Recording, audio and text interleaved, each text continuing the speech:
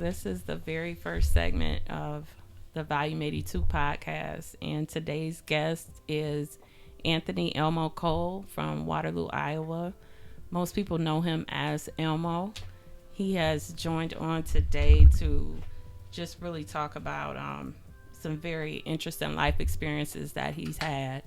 And I'm so thankful that he decided to jump on the podcast as a guest. Yeah, thank you for having me. Thanks for the opportunity to share time and space with you today. You're a Waterloo native. A lot of people have been asking to hear your story. They wanted to catch up with you. A lot of time has passed since you left Waterloo and returned to the city. That is so true. Can you walk us down the road a little bit of your early life and some of the things that led up to your departure from Waterloo, which was a really long incarceration sentence? Yes. Well, like I said, I was born to two parents, my mother and father. Seven of us in the household. I was born at Allen Hospital. I attended McKinstry. I attended Logan. I attended West High and East High.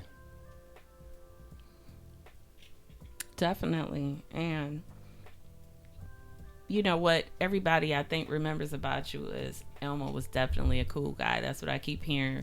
People keep asking for your story. Elmo was a cool guy. He was a good guy. He just got caught up in some things. I'm going to fast forward a little bit. There was a spike in crime in the city of Waterloo around 2000. And the murder rate had jumped up, just a lot of different crime surrounding the drug trade industry. And in 2002, you were targeted, because you were at that time one of the bigger dealers in the city, allegedly. And you were targeted, you were kidnapped, your then girlfriend was also kidnapped at gunpoint. And that was a big deal. That shook a lot of people up. So can you tell us about that experience? And Yeah, it was October 26, 2002. I had just left for after set hour gambling that night, and when I left the after set, I went home to Cedar Falls, where I was residing at the time. And as I opened the door to this young lady's apartment complex, as I get in, I was met by two men, masked men with 9mm pistols, forcing me to into the house. Once we got inside the apartment, a third assailant came in. Inside the apartment, their whole thing was, because I was well off, successful, and they wanted money. When they came in at three, they tied me up, pistol whipped me, and as two of them ramshacked the house. The apartment I was in, it was a young lady's apartment at the time, it wasn't my resident. And as time went on, they didn't find nothing, so now the beating came. They pistol whipped me, put the gun in my mouth, asked me where's the money, where's the drugs, and at that time, I act like I was just a college student and just a normal guy. And when I did that, the enforcer of the three, he got upset. He said, "You're lying." He started pistol whipping me and shoved the gun in my mouth, and he told me if I don't give him something, he's going to take my life. And through the process of him pistol whipping me and all that, punching on me, he told me he hated me. So I knew this was a personal robbery. So at that time, I had a diamond necklace with a iced out Jesus piece. And he wanted that. They wanted money and they wanted drugs. At that time when it happened, I had to think. I don't want to die. So I'm talking to God. And I'm talking to him about, God, and this is what I told him. I said, God, I'm a father. I said, yeah, I'm selling drugs, something I shouldn't do.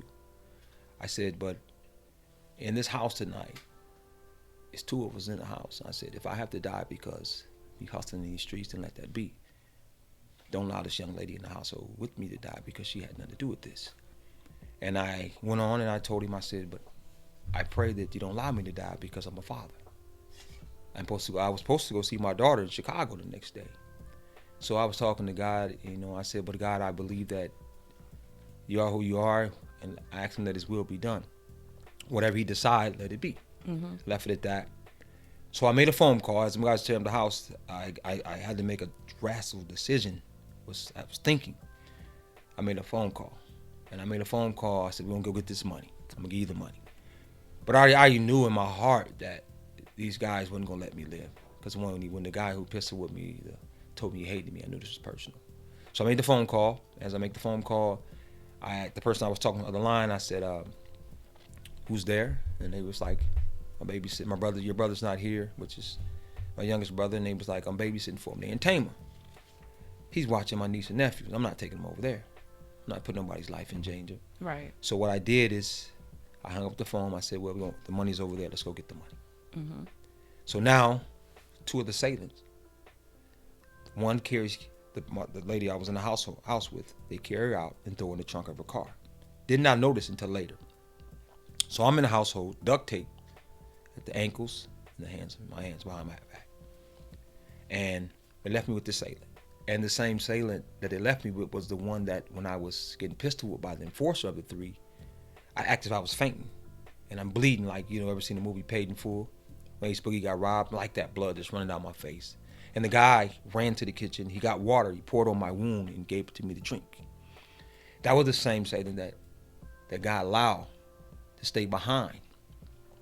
I say this because I believe that it was all designed by God, allowed this to happen. Not saying he wanted to. He had to allow this to happen for a reason. Satan was left behind, the same one that was helpful in the robbery. Mm-hmm. The other two left. So my hands was loose, but my feet wasn't. So I knew that I couldn't make no sudden moves. If I did, I was dead. Right. So I told the assailant, I said, I'm going to give you guys this money. I said, if I walk down these steps with this tape on my feet, if I fall, it's going to wake the neighbors. Nobody's going to get anything. And I said, now I think Big Man's going to offer me. I don't want to die. I want you guys to get what y'all came for. You take the tape off my feet. And he did. But at that time, they come back in, the other ones. They came back to the house, so I couldn't get away. So they escorted me to the car. I don't really, her car. She's in the trunk. I'm in the back seat. And the car takes off, and the vehicle the other two Satan's in, they trail us. And as we driving, I knew I had to make my move. So we got a little ways in Cedar Falls. We go down the back street, and I made my move. I finished taking my hands out of the loop they had me in the duct tape. And when I did that, I come up. I grabbed the guy by the neck who was driving. He swerved over. The guard going neutral. Now, while I'm wrestling with this guy, the other two intruders in the car, in the truck, that's trailing us. The bigger one, who was enforcer in the situation, he jumps out. He's opened the door. I know I can't get out. I can't escape now. But I'm so luckily, I kicked him, and he went backwards, and he grabbed my boot I had on, and he fell with that in his hand. And I opened the door, hopped out the car, and I ran. Mm-hmm. That's how I escaped from that situation. Okay. Yes, that time when that kidnapping happened, it was like it was on the heel of, other murders that happened and just people being violated. The city was really, really changing. And I know we just all kind of look back to that like, wow, that was a crazy time. And, a lot of people probably wonder how you fared from all of that. I know that in like the following year, in 2003, you ended up being charged with attempted murder after shooting some gentlemen over a conflict. And then that was the start of your prison sentence. You ended up getting sentenced. I believe you told me that initially it was like 100-year sentence. You did a little over 20 years. And you said that just serving that time, it made you a man. You said you really developed into a man in prison. And you kind of described it as like being in the belly of the beast, just doing your time in jail. But can you explain for the audience, like, how was that for you to have to go to jail, have to adjust to whatever psychological things went on from, you acting violently to something violently happening to you, a kidnapping? That was a lot, just readjusting from the fast-paced street life. Just share that. Can you? I want to go back a little bit. Mm-hmm. On October 26th, January 3rd Mm-hmm. following year. A friend of mine, associate of mine, Mm-hmm. named Lonzo Quinn, and his girlfriend, Wright Olsen, they was found dead in their home. Right. She was 9 months pregnant. She was shot execution style in the head. He was shot behind the head. Yes. And all that stemmed from just, like I said, we was all well off and don't know anything other than that about his situation. But my situation, after it happened, I went on with life like nothing never happened. Mm-hmm. In these streets, you was taught to show no fear, show no weakness. Mm-hmm. And I designed myself to be this person who was really not me, but the person I designed myself to be. I was, and so with that said, after catching my altercation, March 6, 2003,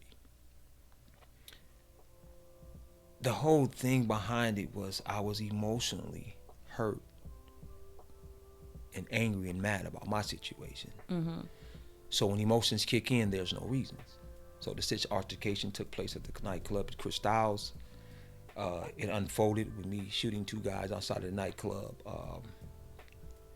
Led me to being charged with 2 counts of attempted murder, which carried 22.5-year mandatory. That's 45 years. Also been charged with willful injury, which carried a 5-year mandatory piece. Reckless use of a firearm, 2 counts of that. 2 counts of body injury, and which led to me facing 110 years at the age of 31. Mm-hmm. So as I go in, while I'm in jail, and my journey kind of started, I still had that. There was no change in me. Like, I wasn't thinking about changing to be a better person. My whole mindset was to beat this case. Mm-hmm. So I hired Parrish out of Des Moines, and so one day we had a hearing, and in that hearing, it didn't go my way. And my mom came to see me at the hearing, and she said, "Son, I'm going to tell you, you can't rely on your money and your lawyers. You gotta put God in your life." I heard her. I respect my mom. Someone I always listen to. But sometimes I make decisions that, what she told me, I make it on my own because I'm my own man at the time. Right. So after our visit, I go back in my cell. I shut the door. I started reflecting and thinking about her words she said. And I grabbed the Bible. Mm-hmm. I started reading the Bible. Didn't even know where I was starting at. Just opening up, and wherever I opened up at, I started reading. Now I'm reading the scriptures, and they're not registering to me. And after I got done reading, it's a scripture that came into my mind that I came across, and I remembered it. So I can do all things through Christ Jesus who strengthened me. So after I got done reading the Bible, I got on my knees. I just started talking to God, just telling him, pouring my heart out to him. Yeah. Telling him, asking forgiveness, what I want out the situation to happen. I deserve punishment, but don't let it be so severe. Because the punishment, 110 years, but it was a 70-year mandatory. I'd have been 101 years old when I saw the parole board. Right. That's a death sentence. Right. And so I'm asking God to have mercy on me. Mm-hmm. And I'm asking him to, the judge I had he was very rough. He was hard. His heart was hard toward me. Like he had a personal vendetta against me. I had a county attorney by the name of he was gun-ho out to get me. And he wasn't letting up. So I needed that. I needed to go to God. I need that prayer. Yeah. So I got done. I got off my knees. I went back to normal activities. Cell door open. I went out talking to the fellas. So as time went on, I had another hearing. Mm-hmm. And in that hearing, the judge was just showing me that he had it personally out to get me. County attorney, he's talking, just destroying me as an individual. Just the things he had to say about me was very negative. So as I'm walking back across the skywalk, the sheriff that took me across, he said something to me that day that made me think. What did he say? He told me, he said, "You're Elmo." I said, "Yeah, I used to go by that name." He said, "You know that we was investigating you to take you down with the guys we took down in 2000.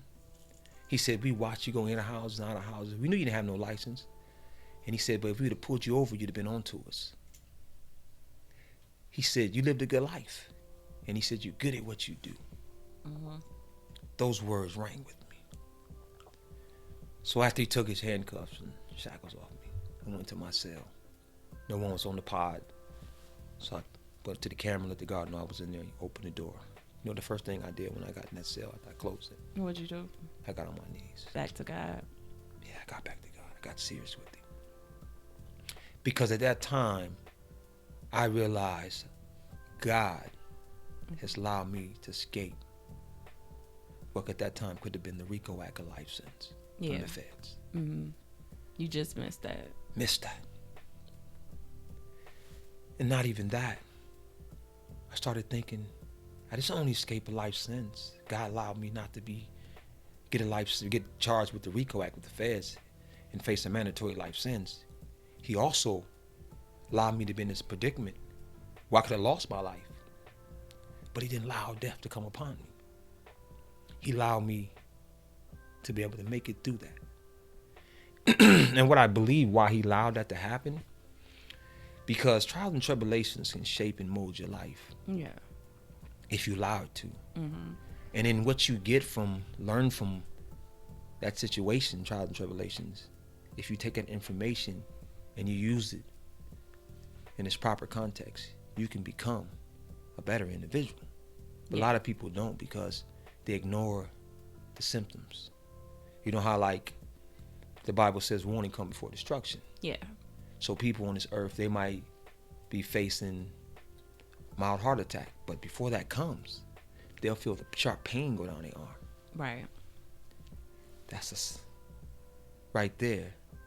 It's a symptom that something is wrong. Yes. I ignored all the symptoms God was giving me. He tried to slow me down. He tried to get me to stop. He did everything to show me that, not allow me to be able to be facing 110 years, allow me not to be able to be in a situation where life and death was upon me, where I might not make it out. But I ignored it. And it came to that because I ignore. You know the root word of ignorance is? Tell us. Ignore. Yes.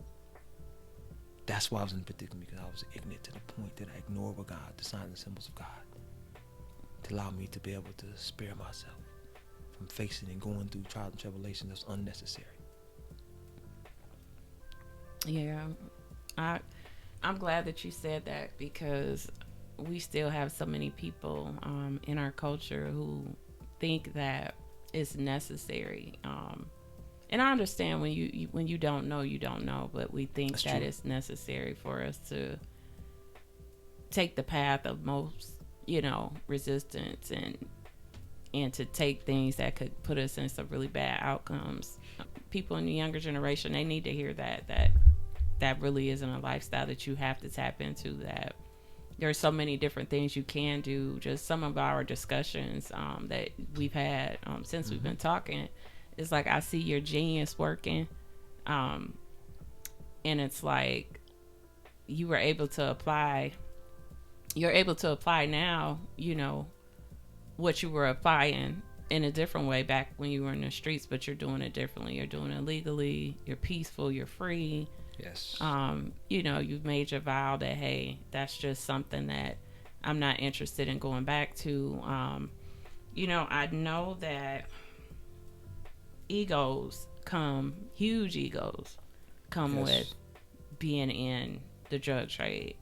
Just most men who were well accomplished, who were top earners, like yourself, they have huge egos, and it just goes hand in hand with the lifestyle. And it's not always easy for people to come home and not have what they had from a material standpoint, not have access to things. And so that's like really hard. So can you kind of touch on how you were able to tame your ego and just be okay with life as it is for you and what you're building for yourself right now? Well, I'm gonna ask you a question. I'm gonna start off with this first. After facing 110 years, after 2 trials, my first trial went from 110 to 60. Second trial went from 60 to 40 years, and the same judge. And was interested in that trial that I got found guilty again of the 60. Mm-hmm. But the same judge that in the first trial I got sentenced told me I'll never be anything other than a drug dealer. Mm-hmm. If he can give me more time, he would. No matter how much time I do, I'll never change. These are the things that I never forgot. Mm-hmm. When he said that to me, after railroad me, going against his own rules and regulations he had set forth for the trial, he said in the second trial, no one mentioned first trial in the second trial, because if it does, Mr. Cole will never get a fair and impartial trial. The jury would see that he was guilty once, he guilty twice. And he allowed the county attorney to violate that and would not be even admonish him for it. And in sentencing, he told me that in front of my family. And you know what I thought about that time when he told me that? I thought about slavery. Mm-hmm. I thought about the Willie Lynch, how he came over and showed America making of a slave, and how they beat the man in front of the woman and children who they looked up to as a king, and he was saying that he ain't your king, I am. Mm-hmm. You can't trust him. He can't protect you. And it made me think like, yeah, you belittle me in front of my people who see me as a king. Mm-hmm. So I went down to prison. I went to Fort Madison. And in Fort Madison, my daughter at the time, who I had a great relationship with, she called on the phone. She wasn't herself, in high spirits. So I said, what's the matter? And I said, what do you want? You know, as a father, I was there for her every way you can be as a father. I spoiled her. And so I asked her, what do you want? I said, you want another mink coat, another pair of patent earrings, Gucci sweater? You know, see things I bought her. And you want to go on a shopping spree for toys? And I said, just tell Daddy what you want. I'll give it to you. She paused. And I said, what do you want? She said, you promised you're going to give it to me? I said, Daddy promised. You don't want. I said, Daddy won't lie to his angel. She said, I know what I want, Dad. I said, tell me. You know what she said she wanted? She just wanted you. Yes. That was the day that tears came down my eyes. I was on the phone for child. And everybody was out there coming out the child, eating. I didn't care about them. It hurted me. Everything I've been through in my life, robbed, pistol whipped, never cried, never complained, went on with life like it never happened. But that situation brought tears to my eyes. Mm-hmm. So I went into my cell, and I really, really got on my knees and I talked to God. I said, God, you know what I want for this young lady? I said, I can't be there in the physical to guide her.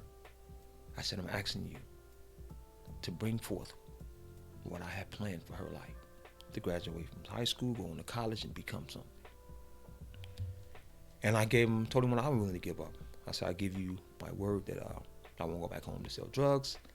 I tell you I would do the best I can in everything else that I promise you. And I'm going to tell you what. Before I came home, God gave me everything I asked for, but self-freedom. My daughter, who I was talking about at that time, she went on and graduated from high school in Chicago. She went to college at the University of Alabama, graduated as an accountant. And now she's down there in Iowa City, working at the Children's Hospital. Yes. So this is what I'm trying to tell you, God is real. Mm-hmm. So that moment there killed your ego. Killed my ego, my turning point. And you know when I realized in that situation that God knew that I wouldn't change. I was so angry at everybody. Mm-hmm.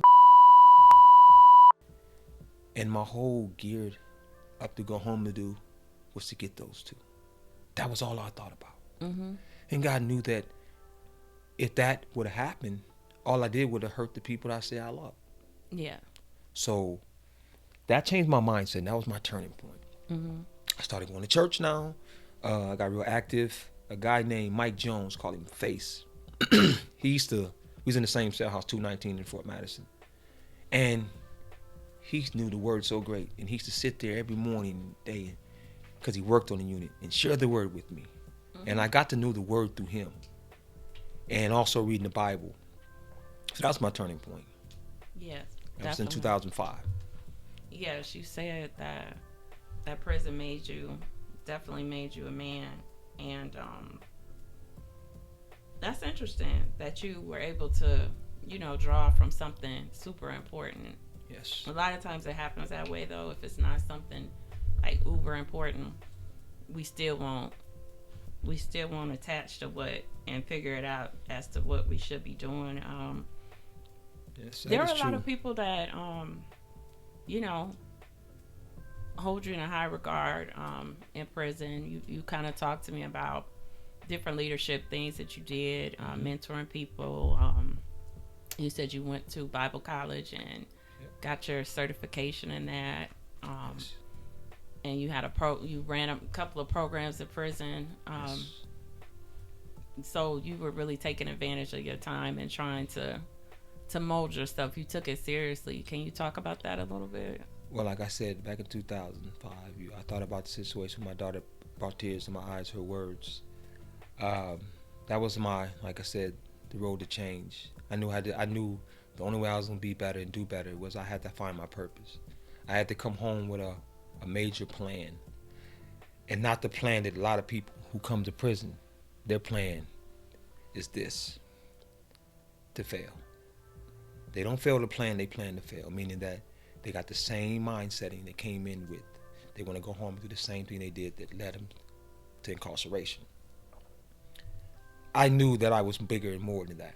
I knew God had a call on my life. He had a purpose. I knew that He spared me. He spared me from a RICO act with the feds for a life sentence. He spared me from death with 3 Satanists coming to the house, pistol whipped me, tuck tape tied me up where many didn't make it. He spared me from facing 110 years, 7-year mandatory, gave me 101 years and I seen the parole board eligibility for parole. He gave me 2 trials, what things I asked for. Excuse me. And he took all that 110, 70-year mandatory down to a 20-year mandatory. Took it from 110 to 40. So I knew I had a purpose in my life. So I started working geared toward that. So while I'm in prison, I found out what I want to do. Going to church, finding God and being serious about God um, allowed me to be able to go on to Victory Bible College in Tulsa, Oklahoma, where I graduated. Um, then I left Fort Madison in 2010 to do the things I had let out to do. I had some mentors in there named Ali Henderson and Robinson Bay. They're from Waterloo. Gave me good guidance on manhood. And in prison, I realized that you don't know how to be a man until you first meet a real man. And they taught me what a real man is like. A real man is loving, he's driven and responsible. And them words always rung with me to gear my life around those 3 things.